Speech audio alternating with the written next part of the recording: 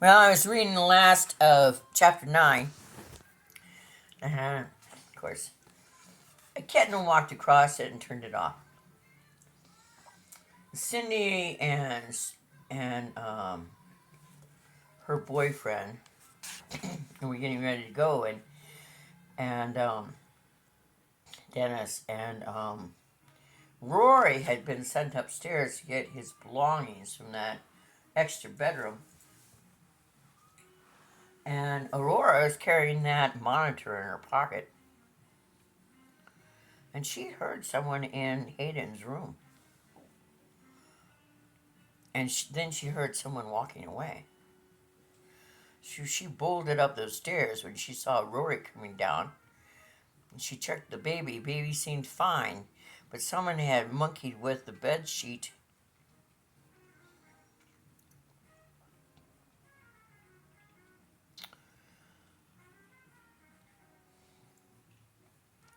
And Martin, when she gets back downstairs, said that Rory's going to stay with us for a little bit and that he would return him to town.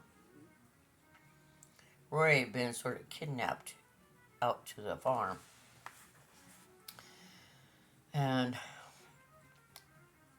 Cindy and her boy toy are ready to go back to town because it's starting to look like snow's coming. And that's the end of chapter 9, so we're going to stick that in chapter 10a. Chapter 10a, A Fool and His Honey by Charlene Harris, Tea Garden Mystery. I went to the kitchen to face what looked like an interrogation. Martin and Carl had taken the paper bag from Rory, and as I entered, they dumped it on the table. I gasped. Beside the usual deodorant and razor, underpants, condoms, a bag containing a package of bills, just like the one in the baby diaper bag, the one I discovered Lawrencetown.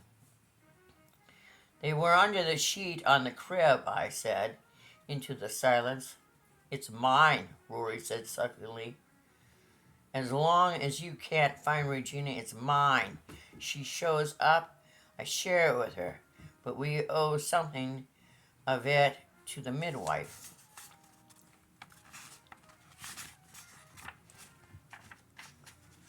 Where'd it come from? Martin asked. It was the opening salvo in a long bombardment. An hour later, no one had gotten anywhere except me. I looked up Bobby Sunday's address in the telephone book, which covered several small towns in the area. Midwife lived in Bushmill, and she wasn't answering her phone. I tried her number several times while Martin and Carl questioned Rory. Roy, who was willy, if not intelligent, had made up his mind he wasn't going to tell anyone anything. I felt like I was some kind of civil rights observer.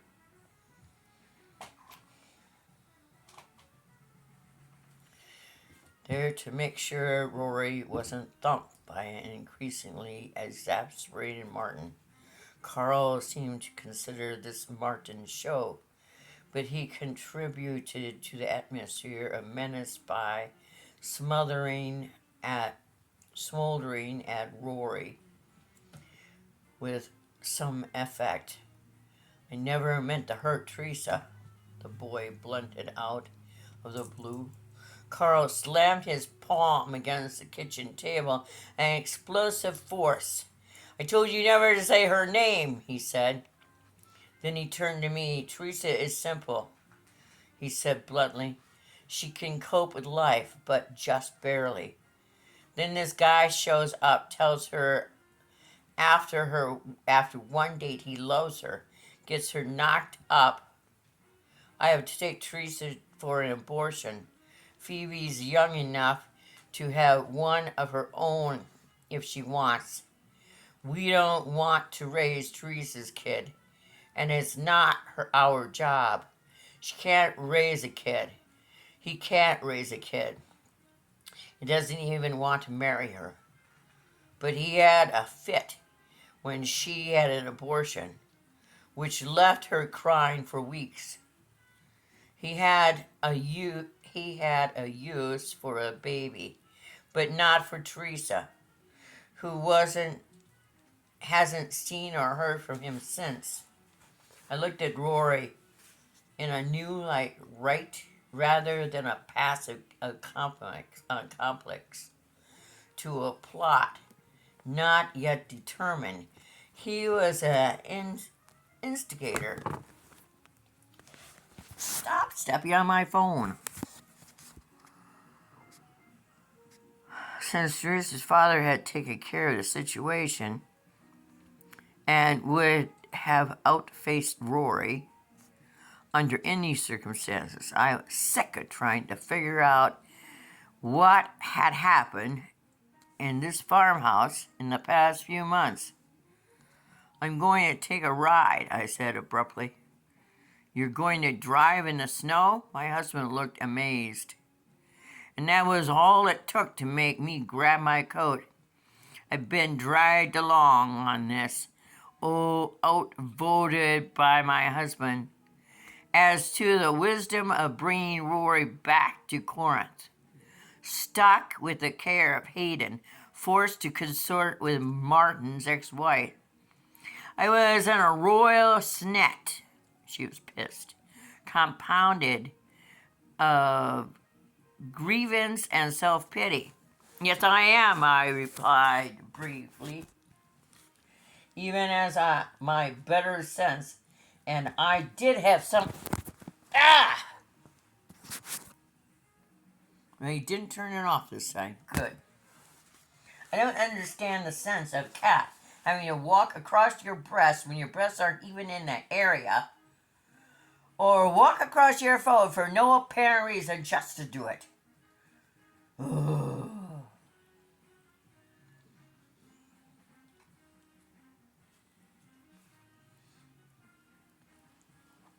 Even as my better sense, I did have some, told me to stay at the farmhouse. I grabbed the keys from the counter and my purse from the table and rode the crest of my snit out to the Jeep.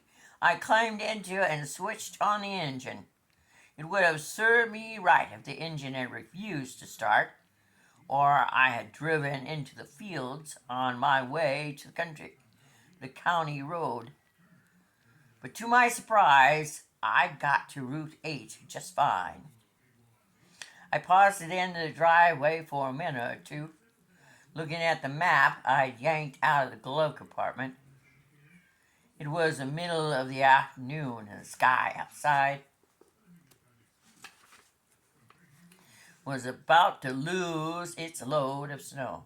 I wish I could close my eyes or wiggle my nose and make the kitchen full of men disappear. Then I could go back to the farmhouse without losing face. But I turned right on my way to the tiny town of Bushmill. It was easy, after all, to find Bobby's house. Bobby Sunday's office. It was a little building with the snow all over the blackened and broken roof. The trailer parked behind it didn't look damaged, but the snow around it was unbroken. I looked out at the foggy window of the Jeep and shivered despite its efficient heating. The nearest convenience store was manned, and I'm using the word loosely, by an adolescent male with acne, chin-length hair, parted down the middle. It was not a flattering style, but I told myself that was just because I was old and feeling older by the minute. I smiled as winning as I could. Can you tell me what happened at the office down the street? Which one? He asked indifferently. I will not snap, I told myself. I will not snap and snarl. The burnt one, I said gently. It burnt, he said. Ha ha ha ha ha ha. Smirking at the points he was scoring off old dame, who was at least in her 30s. I wondered if he would think it was funny if I kicked him in the groin. I took a deep breath over a reaction. When did it burn? Was anyone hurt? At least he didn't care why, I wanted to know. I guess it was a couple of nights ago, he told me finally. Someone broke in after midnight, the police figured. Stole some computer stuff, set a fire. I bet she had some painkillers and stuff in there someone could sell around here. He smirked again.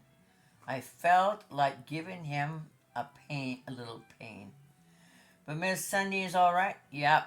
She was home when the fire started. She went down there in her nightgown, I heard. Another smirk. I turned to leave the store, lost in thought. Did you want to buy something? The boy asked pointedly. I do want to find where Bobby Sunday lives. Already told you a lot of stuff, he grunted. You need some gas, cigarettes? No, thank you, I told him. Out of all the things I could have said, it had just dawned on me that I probably knew where Bundy Sunday lived. A small trailer behind the little office. The woman that answered my knock was in her early 30s. She was plump, had hair the color of rusty chrysanthemums. Oh, what a great word! That's a $5 million word. Chrysanthemum. Chrysanthemum. It was either the very inept or a very avant-garde dye job. Either way, it was notable. The cut itself was conventional, short, curly, but her ears were pierced at least 4 times apiece. Then again, she was wearing nurse whites and orthopedic shoes. Mixed signals. Bobby Sunday, I asked.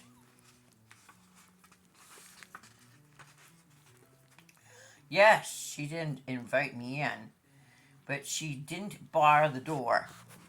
Have you come about the fire? Are you from the insurance office?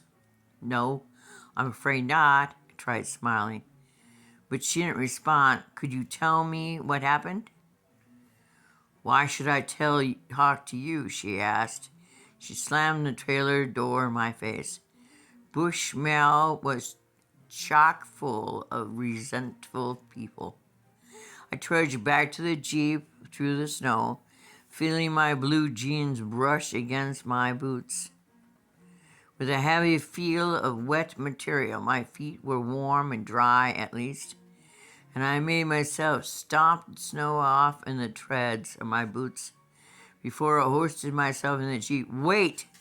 Bobby Sunday slogged through the snow, holding her hands out for balance. I'm sorry I was so short with you, she said. When she reached the side of the Jeep, I'd shut myself in but rolled down the window.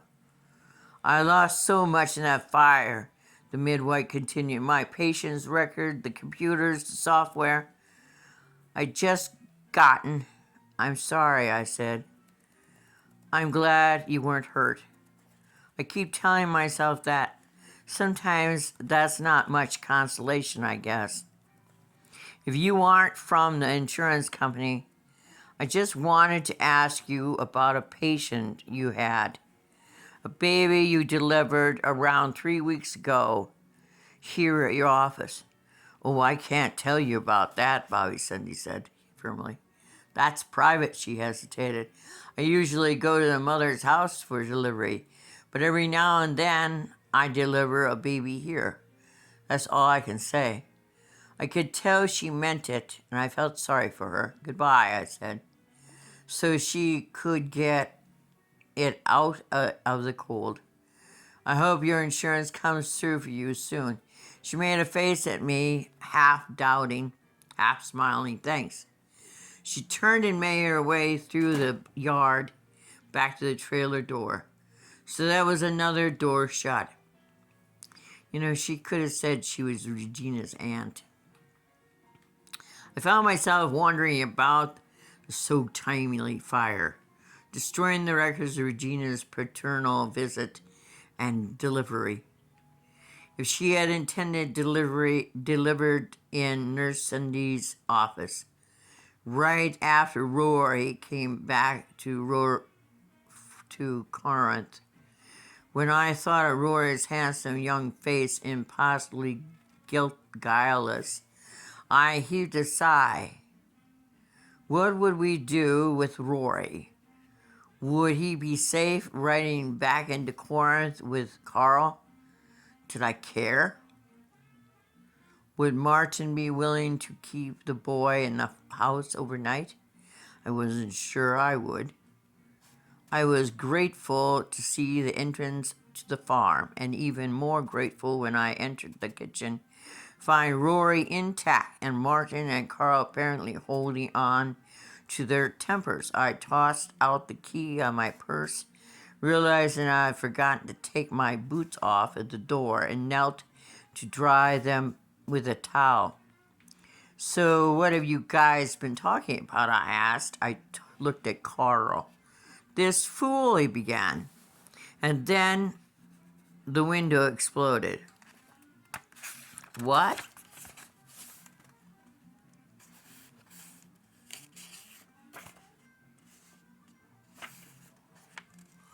Since I'd been kneeling well away from it, I clearly saw the shards of glass flying into the kitchen, glinting in the fluorescent light. The glass sprayed Rory's left side as he sat slumped at the table, sprayed Martin's right side as he stood across from me, and grazed Carl, who was perched beyond Rory on one corner. And the bullet had broken the glass. That bullet hit Rory in the neck on the left side, punching a mortal hole of exiting on the right, causing a shower of blood and tissue that rained on Carl as the same bullet struck Carl's thigh, hitched over the corner of the table.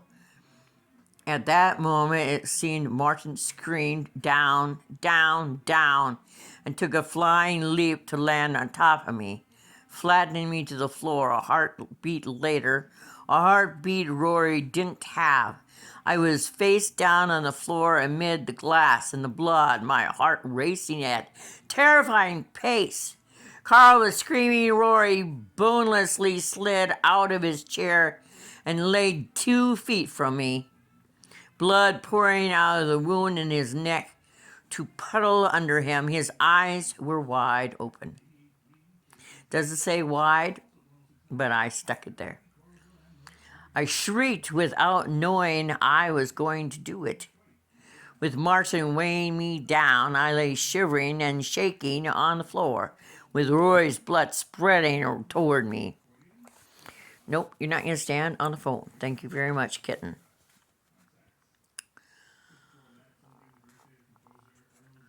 And then the kitchen was silent. After the longest minute I'd ever lived through. No more bullets punched through the window. Martin gradually eased off me. I made myself crawl over to Carl, who had begun to moan steadily. The floor was covered with glass. And I found myself thinking of brooms and dustpans. Somebody must have followed her, because otherwise, how would they know that Rory was there? Only ones that knew that Rory was in that kitchen was the neighbor and his wife, Cindy and her boy toy. Aurora and Martin and Carl. They're the only ones that knew he was there. I found myself thinking of brooms and dustpans and mops, and an advancing pool of blood stopped inches from me. Martin, I asked host. Yes, he said breathlessly. Honey, I think Carl has to have a tourniquet. Rory, he asked. Dead, I said. Trying not to sit up, I fumbled my belt out of its loops and wound it around Carl's thigh. To my intense relief, Martin scooted on his elbow to the other side of the wounded man and drew the belt tight. Carl became silent, and I risked looking at his face to see he was as pale as his complexion would permit him to get. I glanced at Martin, wanting to see if Carl's poor condition had registered with him. I made an incoherent sound of horror, and Martin was covered with blood. My husband was invincible and strong and coper with crisis. Oh, honey, I said. Oh, honey, you're hurt. Sometimes the obvious truth is the only one that fills your mind, and you don't care if you sound smart or not. Cuts from the glass, he said briefly, but he was breathing shallow, and his color was as bad as Carl's. Without wasting any further breath, Martin reached up and with a cautious hand to get the telephone sitting on the counter.